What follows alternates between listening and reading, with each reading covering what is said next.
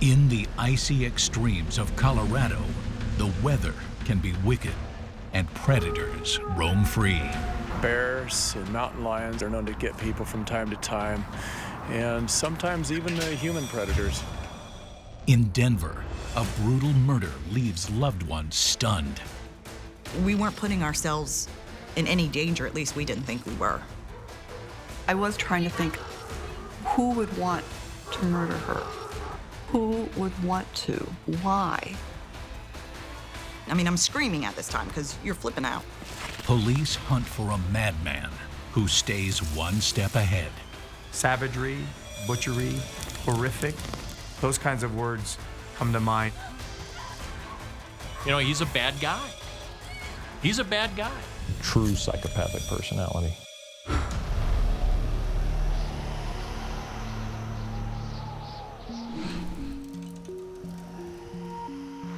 In the foothills of the Rocky Mountains lies Denver, Colorado, one of the original gold rush towns of the Wild West. Our roots were in mining, in early people who came here for gold and silver. We're rugged individuals, I'd say. Its snow-capped peaks beckon survivalists, hunters, and thrill seekers. People are drawn to Colorado for the mountains, the climate, and the frontier spirit of nonconformity. Coloradans are very independent, and it's been this way since the Wild West. I mean, this state is one where people move to get away. Like 24-year-old Payton Tuthill. In 1998, she leaves the sandy shores of Florida to embrace Denver's icy challenge. Payton belonged in a rugged place because she was tough. I mean, she was strong physically. She was a tough girl. She moves to the mile-high city with her best friend, Heather. The thing with Colorado, it gets in your blood that you want to get up. You want to go outside. You want to go have fun and be healthy and exercise. I mean, we loved it. Well, you're 22, 23, throw caution to the wind. We were utilizing every aspect of Colorado that we could. From, skiing to going here, places. I mean, it just comes second nature. Very quickly, everything seems to click into place. New house, new job on the horizon, and a new boyfriend she adores, Evan Paulson. They fell head over heels in love with each other. She was crazy about him, and he was crazy about her. I should probably go check on Maggie and get changed. All right. But I'll see you later. Take care. It's the kind of life she's always dreamed of. Until February 24th, 1999, when everything changes. 1,800 miles away in sunny Florida, her mother has a premonition that sends an icy shiver down her spine. And all of a sudden, I was washed with this thought. What would happen if anything ever happened to Payton? And I thought, oh, I guess I'm just missing her. She has no way to know the evil her daughter is about to face. Just after her big job interview, Payton stops by the house to let the dog out. Maggie, I'm home. Before meeting her boyfriend for dinner. It's okay, Maggie. She thinks the house is empty.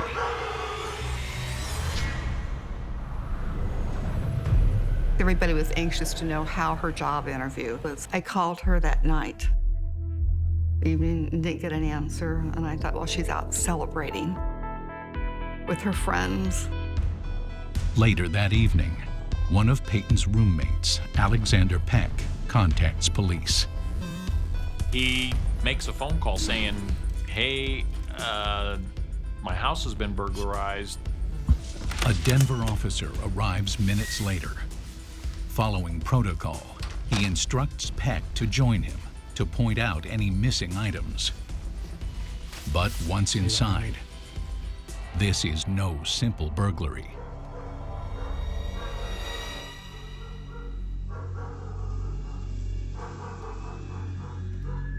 There's a trail of bloody footprints from the kitchen up the stairs. Is that your dog? It's Payton's.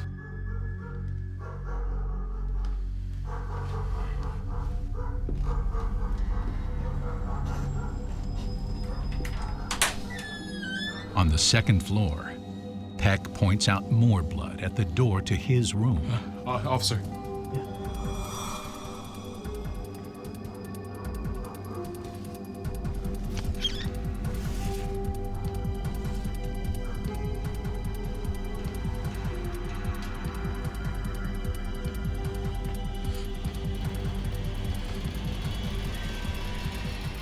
In the corner, the battered body of Payton Tuthill. I always begin where the subject may have entered the home, which is through the back door. And I begin analyzing it, and one of the first things that I noticed is there is this piece of door frame that is missing from the door. Why would somebody take that with them? Why would they keep that? And I thought, where is this? It should be here, and it's not here. The trash can didn't have a liner in it, but the trash can is sparkling clean. And I knew that there were 2 females who lived in this house. And I just know that there's no way it's not gonna have a liner in it. But there's none in there, it's not there. Over on the counter, there's a 6-pack container for beer. Next to that is a bottle of beer. The fact that I had a beer bottle wrapped with paper towel tells me I have somebody that's trying to hide their fingerprints. Drops of blood dot the washing machine, and bloody water still pools inside, as if the killer took the time to wash some clothes after the attack. Scary to contemplate that somebody can be just sort of that complacent that they would stay in the home and do laundry. Those are all traits of somebody known to the victim. Those are all traits of somebody that really is in a low-risk position because I know how things work around here. But Payton's only been in town 6 months. Could she have made such a lethal enemy? When police start investigating a crime, they look at everyone. They look into everyone's dirty little secrets. They find out everything about them because one of those secrets might be a huge clue as to what happened, who murdered this young woman. Investigators start looking close to home, at her roommates. Here we have a situation where I have 2 female roommates and a male roommate. There may certainly be something going on just between these individuals, and that may be the catalyst for what occurred. There's nothing here that tells me a female's not responsible for this crime. And we may find out later, as we do in some cases, that, it's somebody we never suspected, somebody we never thought it could be. Yet, we still have to eliminate those initial suspects, simply because if we don't, someone is going to ask us the question, well, what about him? What about her? Thing is, Heather Nelson doesn't appear to know anything about the murder. And I ran in and I said, "What the hell are you people doing here?" I was flipping out. And they said, "Who are you?" And I said, "I'm Heather and I live here. What are you doing here?" And then all of a sudden, I was quarantined into a cop car. They told me that we had been robbed and that Payton wasn't coming downstairs. And I kept saying, "If you let me talk to her, I'll get her downstairs. Don't worry, I will get her downstairs." Our roommate was on the back porch and they were questioning him. And I said, "What happened?" I mean, I'm screaming at this time because you're flipping out. And he said, "Payton's upstairs and there's blood." Detectives note Payton wasn't found murdered in her own bedroom, but her male roommates. Your first witness is usually your first suspect.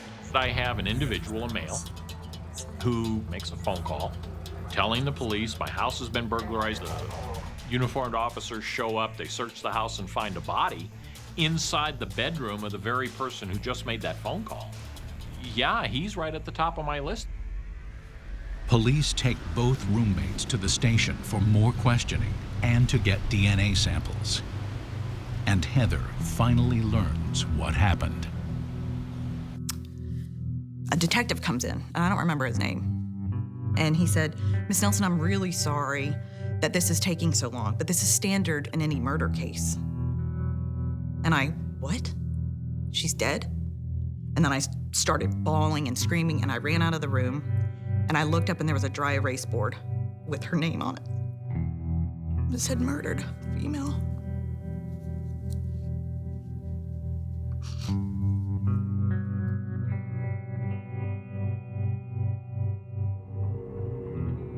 They said, "We need your DNA." And then that's when it hit me that maybe they were just thinking I did it too.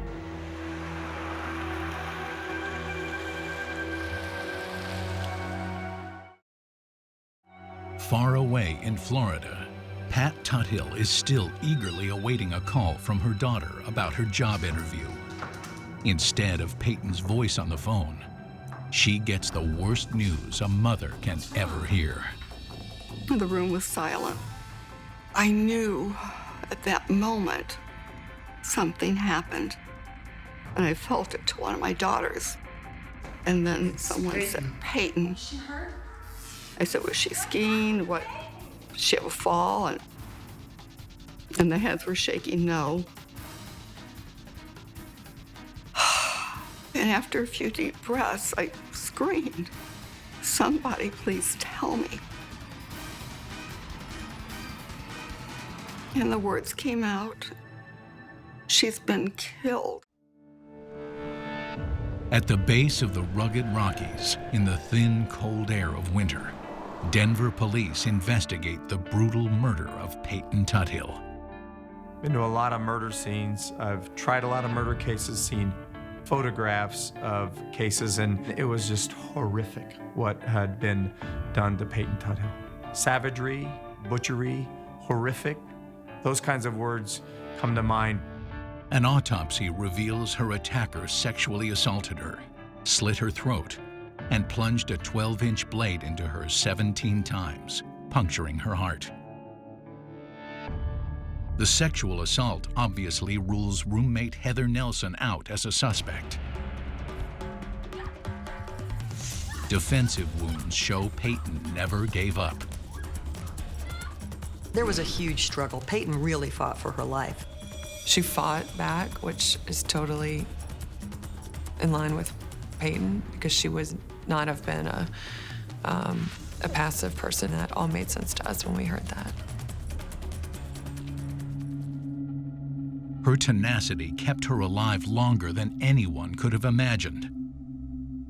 She survived the assault, only to bleed to death as her attacker washed up downstairs.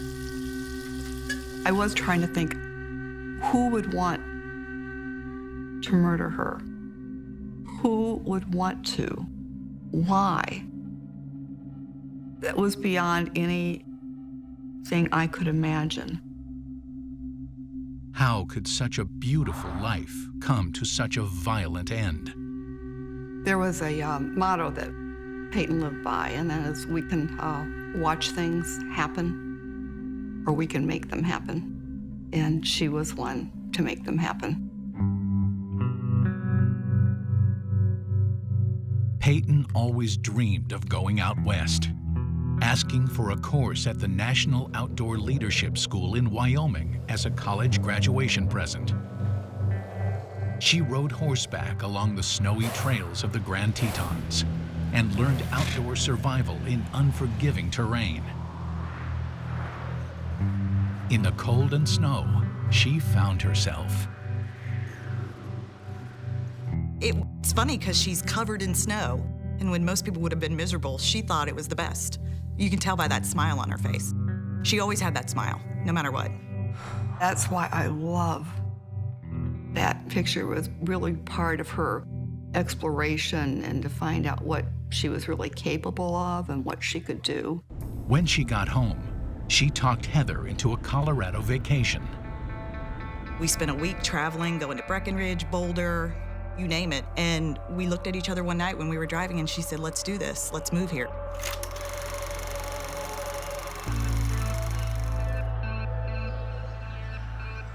Three weeks later, they packed up their lives and their brand new winter wear and left the sunny South for the Wild West. Girls, We're getting there. you be careful. Careful. I love you.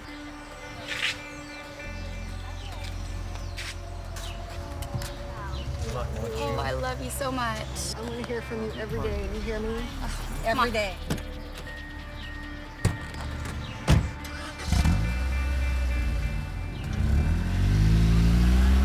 Payton found a Victorian duplex for rent. It might have seemed really nice that she got her Victorian home, and I bet she was excited about it, but she might not have known that she was a block away from one of Colorado's rehab centers. You know, gave her my blessing, and I struggled with that. I thought once, well, maybe I should fly out there and look at the house and look at the neighborhood. And then I had to step back as a mom and say, okay, I have to let her start making her own decisions. Look at this. Cute. Check me out. Oh my God, you look so cute.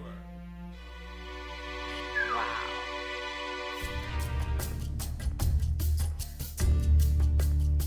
Payton eased her mother's concerns when she and Heather found a male roommate, Alexander Peck. Peck moved to Denver from Georgia and worked for a car rental company. Actually, we met him in a bar, and he was staying with a pair of friends that had moved out there, and he needed a place to stay. So we all got, it was like Three's Company kind of idea. Then she met Evan Paulson and skated into an intense courtship. He's a Colorado native, so he was able to take her to places that she'd never seen and enjoy parts of Colorado. Everything was working out.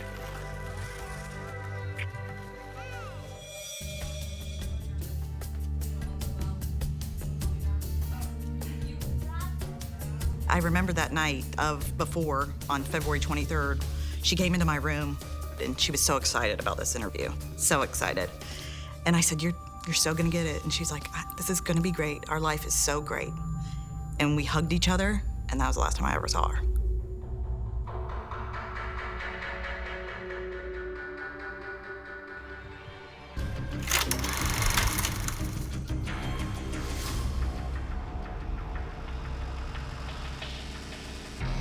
After the murder, Heather notices several items missing from the house, including her boyfriend's blue coat, a black shopping bag, and a large pile of loose coins. Evidence techs determined the bloody shoe prints come from a common brand of tennis shoe. If detectives find a suspect with those shoes, they could check for a match. The rape swabs and Payton's fingernail scrapings offer even more clues. Their DNA came from the same person, and it matches the DNA recovered from the beer bottle in the kitchen. So whose DNA is it? Alexander Peck is of particular interest. Well, things are looking pretty suspicious early on because he's the one who made the first call, and the body's found not in her own bedroom, but in his. You know, I didn't do it. May be the first response out of his mouth. But again, I've talked to a lot of people who said they didn't do it and turned out they did. And what about Payton's new boyfriend, Evan Paulson? Had his adoration turned into obsession? Payton didn't have your normal living situation in that she had a male roommate, yet she had a boyfriend. Police thought maybe it was a love triangle where someone got jealous and decided to kill her to keep her from loving someone else. Payton's boyfriend admits to being the last known person to see her alive. He tells police she met him for lunch after her job interview. He was planning to treat her to a celebratory dinner that evening at 5 o'clock. She never showed. It's always dicey to be the last person to see someone alive before they're killed, because you're the first person police want to talk to when they find out about a murder. Police wonder if there was trouble in paradise for the couple. Could this be a domestic violence? Could a boyfriend come over to the house, force entry into the home, get in an argument, and kill her in a rage, and not feel a big urge to have to leave because he knows what the schedules are of the other two roommates? Could that be a possibility? Investigators collect his DNA too. It does not match the material from the crime scene, and neither does roommate Alexander Peck's. When we began to look at all of the individuals, each of them had very good alibis as to where they were at the time we believe the homicide occurred, which was between 12 and 1 o'clock, noon and 1 o'clock, there on the 24th of February. We believe that that's when the homicide occurred, and all of the individuals had good alibis for that time span. With those closest to Payton ruled out, detectives expand their investigation outward. Police had a lot to check out. They didn't know who might have done this. They interview neighbors and get an important tip.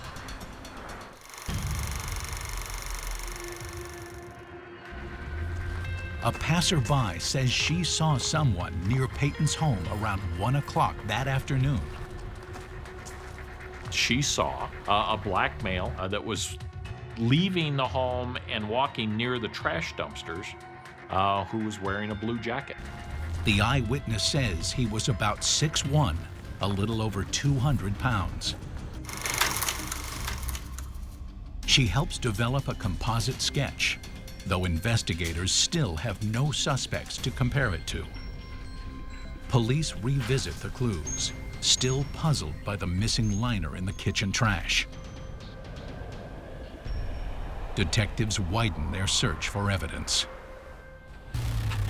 I started looking through the dumpsters, and the second dumpster that I came to, I found a plastic trash bag. I said, that's what I'm looking for. And I hit the jackpot with that.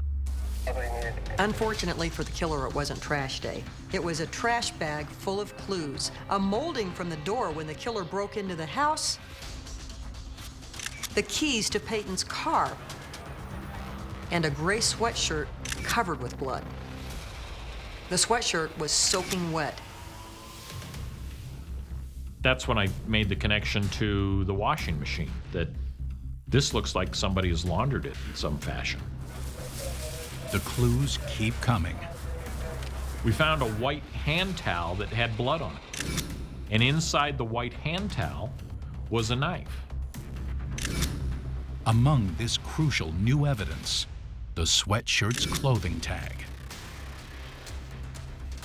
The most interesting part about the clothing tag was the name that was written on the tag. A gut instinct about a missing trash bag has brought them to exactly what they needed, a name. Ivan Coffer. It's just that, aha, I knew it. I knew that this was important. And there it was. Denver police hope to catch the brazen sexual predator who murdered Payton Tuthill. I've looked at a lot of homicide cases, and unfortunately, there are individuals who put themselves into bad positions in life. Their lifestyle tended to put them at a higher risk than other people. Payton didn't do that to herself. Payton was in a group that we usually identify as true victims, meaning that she was simply trying to live a life. Detectives focus on the name tag from a blood-stained sweatshirt found with the murder weapon. You couldn't write fiction better than this, but it was really happening. I mean, they had all these clues that tied the killer to the murder, including a name. Neither Payton's family nor friends recognized the name on the tag, Ivan Coffer. We knew the neighborhood had a halfway house just a couple doors down from our victim's duplex. It was a drug rehabilitation place where they took people who had problems inside the criminal justice system and also had substance abuse problems in order to get them clean and sober. You know, this may be associated with that halfway house. So we went down and knocked on their door. Sure enough, the third name on the center's client list is Ivan Coffer. Immediately, we're looking at each other thinking, it can't be this easy. We can't be solving this crime this easy. Had Coffer grown obsessed with the beautiful girl next door? Then waited for the right moment to pounce? Detectives bring him in for questioning. He tells us that he was not responsible for any homicide. He did not break into anybody's home. Even so, he seems to match the eyewitness description of the man in the blue jacket seen behind Payton's house. He is a black male. He's about 6'1", weighs about 230 pounds.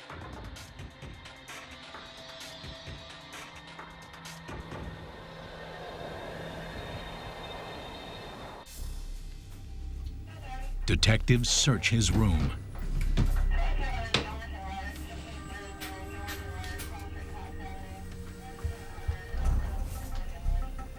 Hey, detective. He had put his name in everything.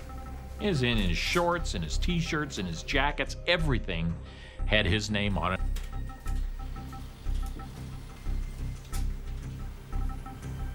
Why do I have your shirt at my crime scene? He says, I don't have that shirt anymore. I says, what? What do you mean you don't have that shirt anymore? He says, well, I gave the shirt away. Right. Sure you did.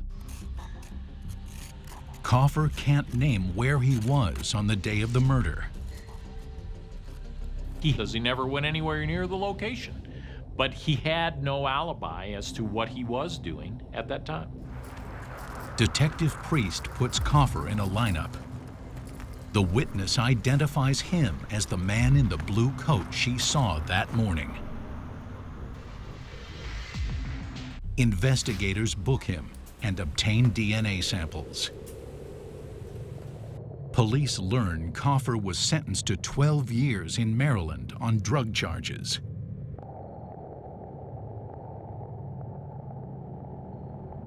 He only served a year before the court ordered him to complete the drug and alcohol treatment program in Colorado as a condition of early release. Denver lies in the middle of the continent. It attracts transients for that reason, as it's a crossroads of highways and people traveling from coast to coast. You don't know where that person next to you came from, why they're there, who they are, or what their connection could be, and if they have any tie-in with the community. I was outraged. No one was really aware of the type of residents that were moving into the halfway house. We're not aware of the fact that they were convicts. Investigators now hope DNA will spell justice for Payton. We had a slam dunk case. We knew that. When the results come back, the slam dunk becomes a technical foul. The geneticist told me that the DNA didn't match. And I said, what do you mean it didn't match? We have this individual's name tag from his clothes wrapped around our murder weapon. We have an eyewitness that puts him at the scene at the time of the homicide. What do you mean it doesn't match? It's gotta match. You made a mistake, do it again. And he tells me, I'm telling you that it's not him. Ivan Coffer walks out of jail a free man. When the detectives told us it wasn't the right guy, then you get really scared because you think that person's still out there. and it scared us to death. After the slaying of 24-year-old Payton Tuthill, Denver police find Ivan Coffer's name with the murder weapon. But DNA testing clears him as a suspect. Coffer adds a twist by telling police he gave a sweatshirt with his name in it to another resident of the same halfway house, a guy named Frank Macklin. Says, I can prove it. Says, well, how are you gonna do that? And he says, well, when you're in a halfway house setting, if you give clothing away or anything like that, you have to fill out a form so that no one can accuse you of stealing somebody else's stuff. So you have to have this transfer thing. And sure enough, we checked at the halfway house and there's a transfer form for this stuff. So I have a brand new suspect at this point. He's a black male. He is 6'1". He weighs 220 pounds. This guy looks exactly like our composite drawing created by our witness that saw the individual outside the home. Macklin was paroled to the Denver halfway house after a long prison stint on drug charges. Criminal record isn't dispositive of anything, but you look at that when you're trying to decide, who's a good suspect in a murder case. You always pull a record, and his was pretty lengthy. Like Coffer, Macklin claims he didn't have the sweatshirt at the time. He says he got kicked out of the rehab program 2 days before Payton's murder. The center bagged up his stuff, which was stolen before he could claim it.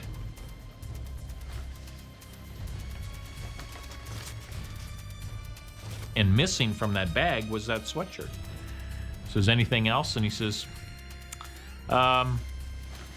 yeah, a pair of gray, black, and yellow tennis shoes. Those are missing as well. The same brand that left the bloody prints at the scene. Now I have a double connection. Not only does the shirt connect me to that halfway house, but now these shoes do. Macklin claims it was impossible for him to commit the murder.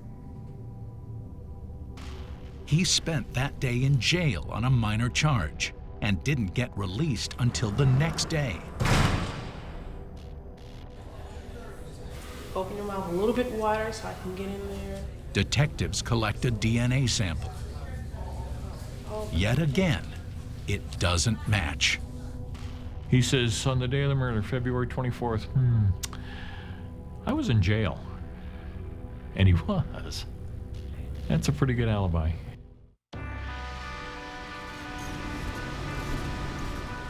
Another suspect cleared. But police are certain they're on the right track, zeroing in on the known criminals who lived near Payton. Someone with contact to this halfway house is our suspect. Police start asking around, and people at the halfway house are talking about one resident. This name keeps popping up because this guy is a physical and verbal abuser, and the name is Dante Page. They just said, he's a bad guy. He's a bad guy. I mean, he's somebody that you really need to look at. He's a bad guy. A background check reveals that, like Ivan Coffer, a Maryland judge released Page from a 10-year sentence for armed robbery. His rap sheet was as long as I am tall. He had been in jail numerous times. He was supposed to still be in jail. And he got out. 4 months before Payton's murder, he was ordered to counseling at the Denver halfway house. I had so much anger. I was calling every city official that I could get through to in the city of Denver, checking on licensing, how this house could be in this neighborhood. I was very angry. I was angry at the world. But there's a catch. Page's police mugshots and photos from the center don't match the description from the witness. Here's a guy that has a full beard and has a full head of hair. I mean, he's covered in hair. And I'm saying it can't be him. Maybe he shaved and cut his hair. 22-year-old Donta Page was at the rehab center when Macklin says the sweatshirt and shoes were stolen. He got kicked out of the program for assaulting another resident. He was a malcontent. He didn't get along with other people. He was constantly causing problems. He was suspected of doing criminal activity while he was in the program. They finally said, you know what, says you're not working out, you're gonna have to go back home, which is a bad penalty because now you're in violation of what is technically a probation period from the court, the home court. Says, well, when did he leave the program? Says, well, let me look. And they look and they says, well, he got kicked out on the 24th of February, the day of our homicide. He's kicked out of the program.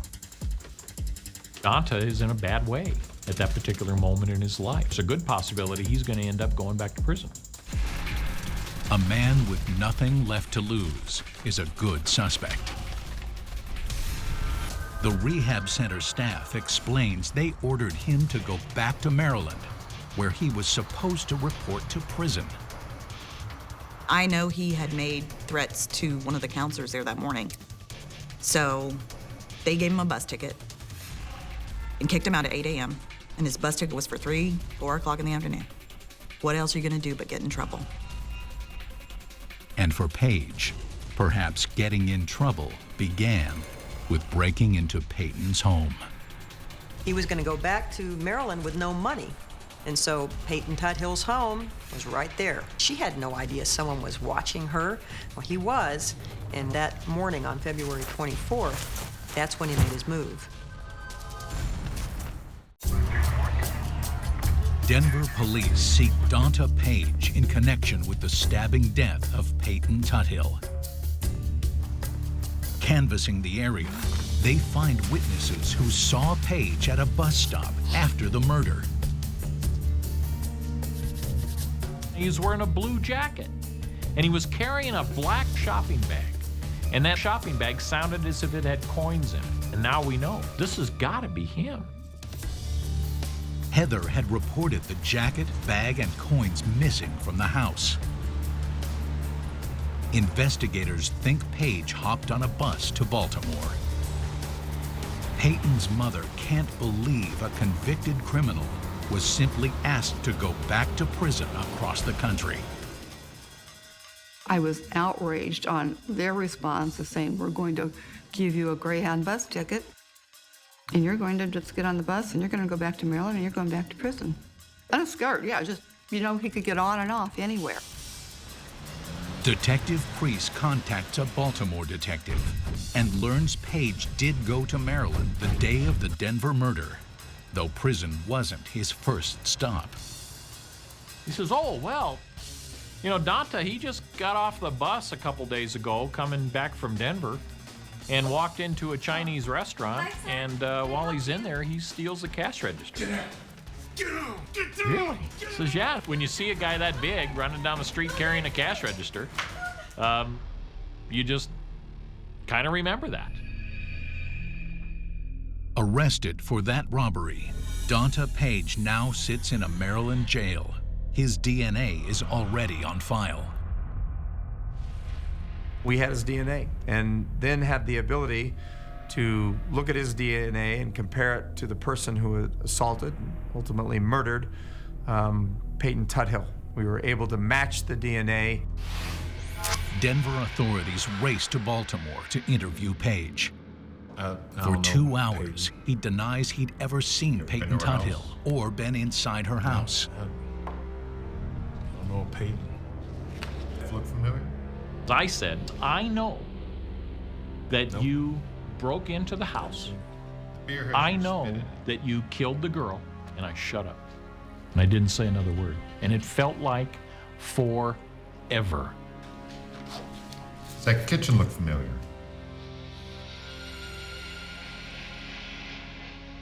He shakes his head and he looks up at me. He says, Detective, says, you don't have to play with me anymore. All right. I did it. All right? Listen, so what? I did it. And I mean, I'm just jumping up and down inside. I just want to run around the room and high-five everybody. Yes, I got him. And I have to maintain that demeanor of just looking at him. At what point in the event He confirms he was kicked out of the rehab program that morning and given a bus pass back to Baltimore. Before the bus left, he had time on his hands.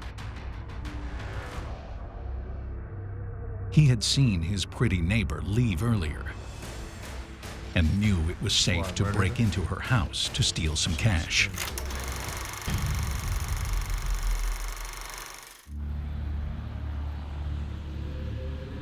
When Payton came home, he was waiting there for her.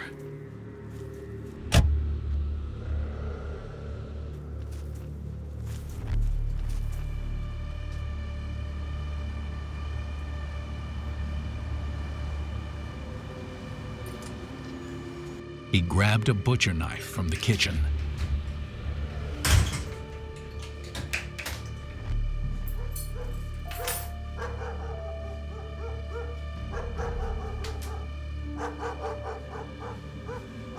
Maggie, I'm home. It's okay, Maggie, I'm coming. It's okay, calm down.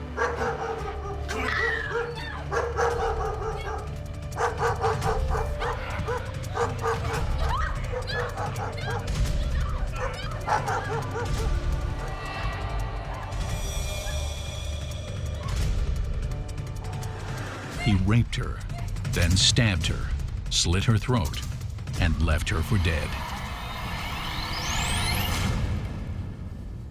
Page admits he tried washing Payton's blood from the stolen sweatshirt. He went downstairs and got naked and washed his clothes in my washer dryer and drank naked, watching cable on our couch.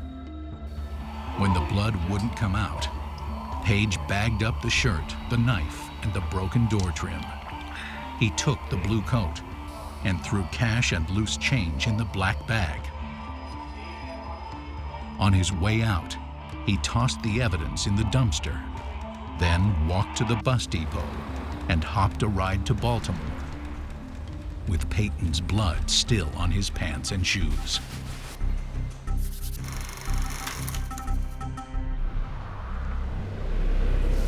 He takes his bus trip to Maryland and then robs someone. It's proof that he is an evil being with no care for life whatsoever. Donta was a true psychopathic personality. Donta cared about Donta, and no one else. Prosecutors charge him with burglary, aggravated robbery, sexual assault, and first-degree murder. Donta Page had abundant opportunities to quit the crime, to stop before he sexually assaulted her, even after he sexually assaulted her and before he murdered her. A jury finds Donta Page guilty on all charges. A 3-judge panel determines the crime does not warrant the death penalty. They sentence him to life without the possibility of parole, plus 224 years. I wanted to look each one of them in the eye and say, tell me, your daughter is stabbed 17 times, her throat slit, she's sexually assaulted, her hands are cut because she's fighting for her life, and that's not heinous or heinous enough. I need you to define that for me. And still causes me great anger today of how the court could say that. He took her life so viciously, and then for him to be able to, exist from now on, yes, in prison, but he still gets to have a life and she does not. I see no reason for him to still exist on this earth.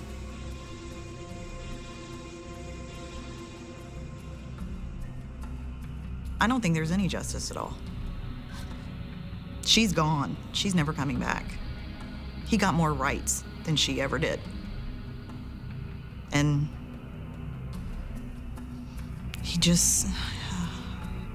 he changed my life. What he did didn't affect just her. It affected her family, her friends. It has tentacles. It reaches out to a lot of people. That was the first face of evil that I really ever saw, was him. And I always said this after she died, he didn't even know her name. He attacked her, stabbed her, raped her, and he didn't even know her name. He didn't know she was a person. He could care less. Pat Tuthill mourns her daughter and pays her tribute through activism. She now devotes her life to changing probation and parole procedure. Her commitment helped improve the Interstate Compact to better track and monitor offenders when transferred state to state. We govern and control the movement of offenders. When we know where a victim resides and we know where an offender wants to move to, then we're better equipped to track that offender and promote that public safety. As a result, Pat Tuthill very much may have saved other people's lives. Yet nothing fully takes away the pain of losing a child this way. He's breathing, and she's not. Where is the fairness? Where is the justice? How does this balance out? My daughter should be alive. A lot of people will say a prayer sometimes if you're going on the road or things like, God, please watch over me. Instead, I just say, Payton, watch over me. She's now my angel that I talk to and think she's up there trying to take care of me.